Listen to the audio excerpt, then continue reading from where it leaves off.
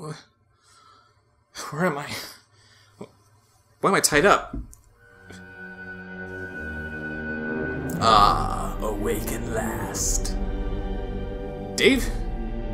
No, not Dave. Black Lantern. Okay, so you're a Sith Lord now. And your haircut is terrible. Silence! Anyway, you were wondering what's going on? Well, the thought had crossed my mind. And where are we? Is this just your garage? Quiet! As I was saying, I was lying dormant in the ring for years, unable to act on my own accord. But I was able to observe the world around me thanks to this host body you provided. Okay, good for you. Why am I strapped to your workout bench? Shut up! I spent the next several years searching for the means to conquer this planet, as is my true purpose. Your pitiful attempt to control the Black Lantern gave me an unexpected jolt, and I was finally able to control this body myself. I could have killed you right then and there if I chose, but I've discovered something far more productive. The box. An amazing artifact, I must admit. Fill it with enough bad material and it becomes a weapon powerful enough to destroy gods! It will serve my purposes when it is ready. But for the moment, it's missing one element. Focus. Rage. That's two missing elements. Two missing elements. Focus and rage. Once those are implemented, the box will be primed and ready for me to conquer the world! And what better way to acquire those ingredients from you than to have you review something truly enraging? Well, I hate to disappoint you, but if it's Rager-Raptor, I'm not going to be reviewing another Transformers movie for a very long time. Oh, I know. I have something truly awful in store for you. The Family Guy Star Wars Trilogy. No, I'm not going to review that. I was going to talk about Thumb Wars. Okay, so the Family Guy Star Wars Trilogy.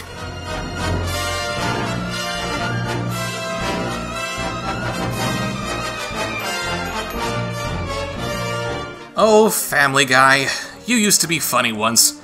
It's been on the decline ever since it was brought back from cancellation, but what personally killed the show for me was the episode Foxy Lady, where Lois is working as a reporter for Fox News.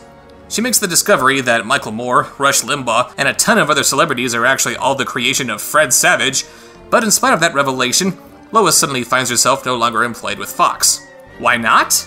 Well, I'm just glad everything's back to normal. I don't think I was cut out to be a TV reporter. Yeah, how did you lose your job there anyway? Oh, I don't know. Do you really care, Peter? I mean, does anyone really care? Yeah, you're right. The story's over. Everything will be back to normal next week, so yeah, who gives a damn? Anybody got any more jokes? Stewie? Anything funny? No? Brian? Meg? Chris? No? All right. See you, folks. I'm sorry, Family Guy, but if you don't care about your own show, what makes you think that I'm going to sit here and start caring about it myself? But there's one thing that Family Guy does care about, and that's Star Wars. So I guess it was only a matter of time before they decided, hey, you know what? We've already done so many Star Wars jokes, why don't we make an entire episode retelling Star Wars in our own way? And with that, they produced Blue Harvest, Something Something Something Dark Side, and It's a Trap, the titles of which are indicative of the kind of quality that we'll be expected to see in their respective episodes. Blue Harvest is named after the fake working title for Return of the Jedi, and is itself a clever little send-up of Star Wars A New Hope. Something Something Something Dark Side hints at how they were just kind of on autopilot and couldn't think of anything interesting while retelling The Empire Strikes Back. And It's a Trap basically says, yeah, you thought you were going to watch something funny, but we just didn't care about this one, so whatever, you're stuck with it. Hell, it even asks us to lower our expectations in the opening text crawl. That's encouraging. What kind of entertainment in any medium asks their audience to lower their expectations? If you prepared your viewers to lower their expectations, perhaps you'd have more subscribers by now. I'm gonna ignore that. As I said, these specials all retell the original Star Wars trilogy, so there's not much sense in recapping the events therein like I do with most other comics and movies I review. If you don't know the stories of these iconic movies, I suggest you watch them as soon as possible because, seriously, you are missing out. But the question remains, do these episodes actually work? Let's answer that question by taking a look at the casting first. We have Chris Griffin playing Luke Skywalker, Lois is Princess Leia, Meg is all of the nasty monsters that we see throughout the trilogy, and that reminds me of another big reason as to why I hate this show. What the hell did Meg do to deserve all the kind of crap that she gets from her own family? She can't even defend herself without backpedaling and saying that that's just what her life is supposed to be. I know, what the hell? But do go on. What about the rest of the cast? Surely there must be other good casting choices. True, it is funny seeing the towering Darth Vader being played by Stewie, and Obi-Wan played by Herbert is freaking brilliant. Although I do have to question why they cast Mort as the Jawas in Episode 4, and then have him play Lando Calrissian in Episode 5. Why couldn't they have Lando being played by Principal Lewis? Casting Mort in that part is completely pointless. Hell, it doesn't even make sense in Episode 6 when we see a poster for a movie called Meet the Calrissians, and Lando is drawn as if he's still being played by Billy D. Williams. Then you also have Carl, the most boring character to appear on the show, and he's playing everyone's favorite Muppet, Jedi Master Yoda. How the hell did they come up with that casting choice? Oh, and let's not forget the inclusion of characters from Seth MacFarlane's other TV shows. Oh yeah, right. We even get a couple of minor roles being played by characters who aren't even in Family Guy. Remember that one officer from Return of the Jedi who greets Vader after he arrives on the new Death Star? Was there something about this guy that demanded that he be played by Roger from American Dad? You see other Imperial officers who are simply caricatures of the actors who played them in the original movies, so why make this kind of reference? Why is Admiral Akbar being played by Klaus when none of the other Mon Calamari are played by fishbowls attached to headless bodies? Are we already out of our own characters? What? Why would you make that joke? Acknowledging the fact that you couldn't think of anything better doesn't change the fact that you couldn't think of anything better. Sounds like a good time to talk about the comedy now, doesn't it? Yes. The comedy. Seth MacFarlane's sense of comedy is really hit and miss. Sometimes his jokes are funny. So anyway, I says forget the dental plan, forget sick leave. I just want a railing. You know? One railing, right here. Yeah, I know. I've almost fallen over that thing so many times. All wings, check in. Red 3, standing by. Red 6, standing by. Red 5, standing by. Red button, standing by. Red Fox, standing by. Big Red, standing by. Red October, standing by. Helen Reddy, standing by. Simply Red, standing by. Why, nay. Sometimes they're not funny. But you can't leave now. You're a natural leader, and we— Hey, did you guys order some ice? Because I got a bag of ice here. Thought you might need some ice. Yes, there is a lot of ice around here. We get it. We're having a conversation here. I love you. Fuck off. Ladies and gentlemen, Mr. Darth Twitty.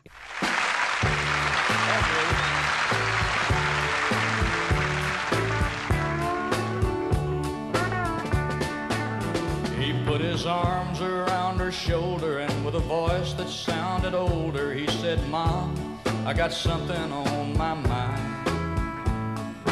And a lot of jokes just don't make any sense. Ha! You guys seem like crazy morons to me. You don't believe in the Force, do you? Oh, you mean that thing you just found out about like 3 hours ago and are now judging me for not believing in it? Yes, it's wrong for other people to judge you if you don't believe in what they believe in, but it's totally okay for you to call them crazy morons. Let's go over what we've learned. Naked chicks. Best? Rebecca De Mornay in Risky Business. Good. Worst? Kathy Bates in About Schmidt. Correct. I also would have accepted the rotting old woman in The Shining, but Kathy Bates is probably worse. Best scene in Teen Wolf? Or when Michael J. Fox is in the bathroom turning into a werewolf for the first time and his dad's knocking on the door and he is freaking out and he opens the door and his dad's a werewolf too! Gold star. I would have also accepted the scene at the end at the basketball game where the guy in the crowd has his dick out. What? Yeah, there's a guy at the end. Go online, look it up. He's in the stands, way in the background, and he's totally got his dick out. And citing movie trivia helps you to become a Jedi how? You failed, Your Highness. I'm a Jedi like my father before me. All right, let's everybody just calm the fuck down. Why are you telling them to calm down when you're trying to get Luke pissed off enough so he'll kill Vader? But because writing actual jokes is too much effort, let's be sure to include lots and lots of padding. Ah! Ah!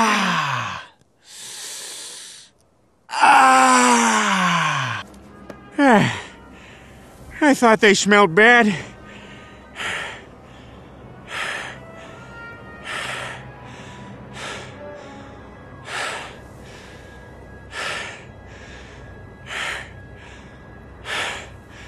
On the outside.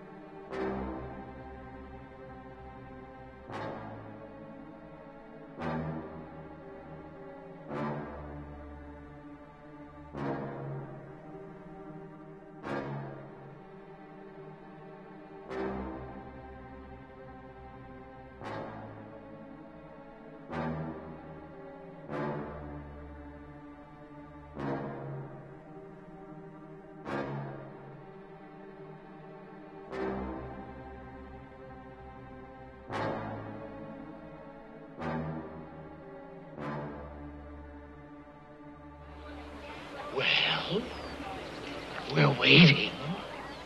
Hey, I've got an idea. Why don't I just stare blankly at the camera for a whole minute straight?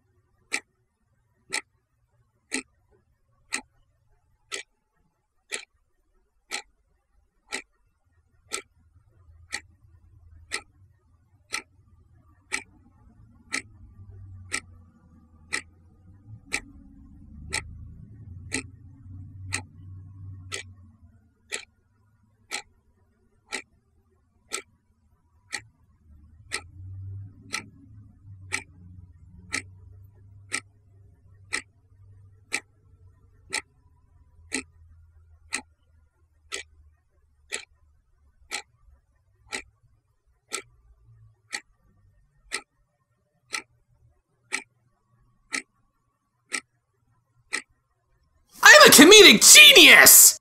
Speaking of comedic genius, tell them about the chicken. I don't want to talk about the chicken. Your thoughts betray you. You want to get this off of your chest, don't you? Fine. I'll talk about the chicken. One thing I really hate about Family Guy is the chicken fights. The stupid, pointless, never-ending chicken fights. Peter gets involved in a fight with a giant chicken in the middle of the second season, and because these writers think that mindless tedium is funny, they make Peter fight the chicken again over and over and over with absolutely no point behind it whatsoever. And let's not forget that the chicken made his first appearance in a dream sequence. How can you have a running gag based on something that didn't even happen? So yeah, the chicken fights are stupid, but wait a minute. They brought back the chicken for the Star Wars specials, and he's playing Boba Fett? Oh my god. They're bringing out this recurring character who is going to be playing another character that the Star Wars fans are completely enamored with. Oh my god, this fight scene is gonna be epic! It could span the entire Star Wars universe! There are gonna be spaceships blowing up, thermal detonators going off, and hey, we might just see the extermination of the entire Gungan race! I can't believe it! For the first time in my life, I'm excited to see a Family Guy chicken fight! Let's see how it plays out!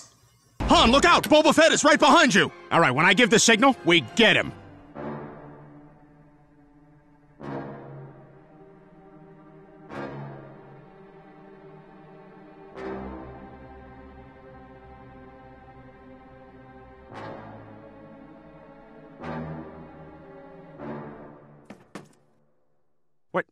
What happened? He fell.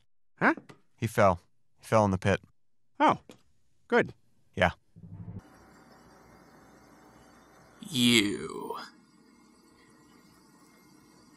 took something that had so much potential. Something that's been building up for months in between the releases of these movies. Something that the fans would be geeking out over for years. And the chicken died off screen! Congratulations, Seth MacFarlane! From now until the end of time, your name will be synonymous with fail!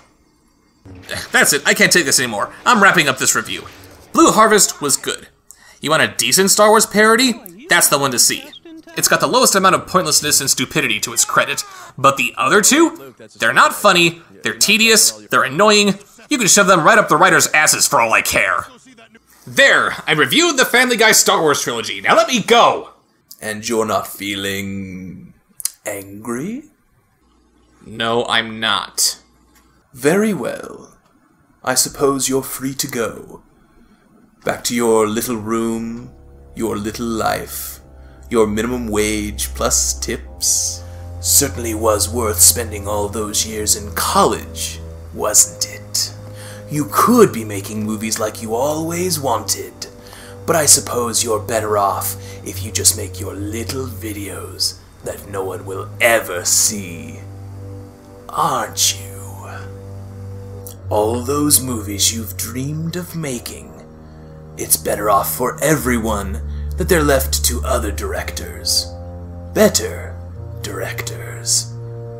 Like Transformers. That's a franchise that's due for a reboot. But it needs someone truly gifted behind the camera. Someone who would treat them with dignity. Someone like MacFarlane. The Transformers reboot could be directed by Seth MacFarlane. He has a handful of successful movies under his belt, and a true love of the 1980s. He'd be perfect.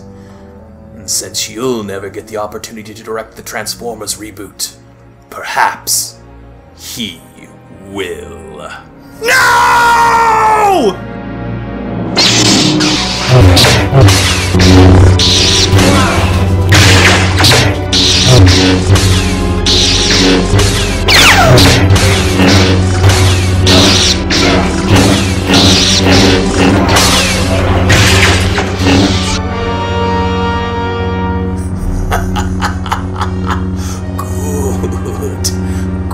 Good. Your hatred has made you powerful. With that outburst, there'll be nothing that can stop me from conquering this pitiful planet.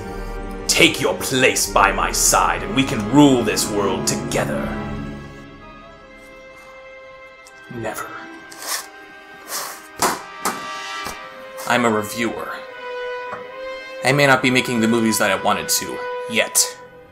But until I do, I'm going to continue to work to achieve that dream. And in the meantime, I'm going to continue to review. By studying what not to do, I can inspire other young filmmakers to be better than those who came before them. So be it, reviewer. If you will not be turned, you will be destroyed!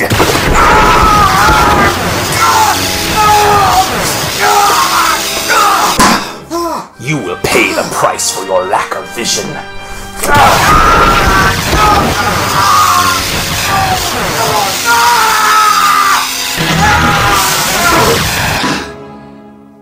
Now, young Bob Show, you will die.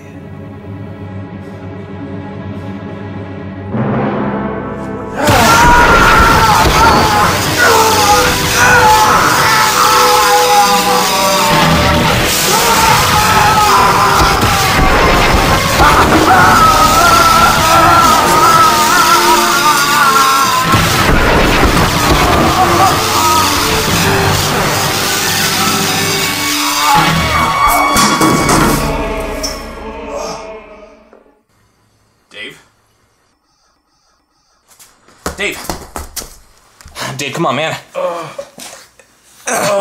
Dave, come on, say something. I think I smell something burning. Okay. You're alright, Dave, come on. Oh, thank God you're alright. I was afraid I lost you. What? What do you mean lost me? What's going on? You mean you don't... Subservient. No, I don't, subservient. What does that even mean? Nothing. I'm just glad you're alright. Well, of course I'm alright. Why wouldn't I be alright?